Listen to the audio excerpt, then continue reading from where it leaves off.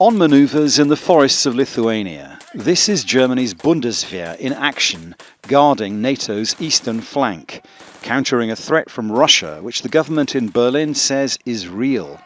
By next year, around 4,800 German soldiers will be permanently stationed in the Baltic state. Just one element of a wider plan to become Europe's largest conventional military force early in the next decade. And to persuade US President Donald Trump, Germany is prepared to do more to defend this continent. NATO must become more European so that it can remain transatlantic. I think that's a very apt way of putting it. In recent years, we have done too little for our own security. We are now making up for that. Germany will reach the 3.5% target agreed in The Hague last year. Germany had to change its constitution to allow it to borrow the money to reach that target.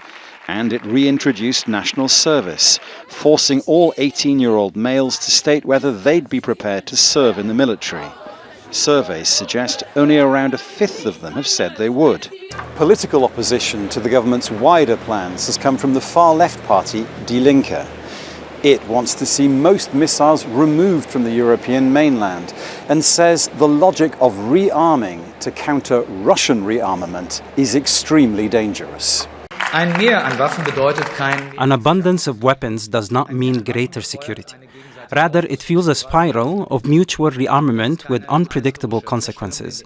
And there is a precedent for this. Many of us here remember the arms race between the US and the Soviet Union.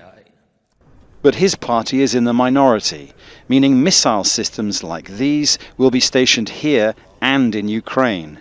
Defending that country is a top priority for what's called the European Group of Five, the E5 nations, made up of Europe's largest military powers. It's something NATO's Secretary General has welcomed. We agree we must keep up the pressure on Russia. Even when its war against Ukraine ends, Russia will remain a long-term threat to Euro-Atlantic security. Which means that the role of these German troops in Lithuania is unlikely to change anytime soon. Dominic, Kane, Al Jazeera, Berlin.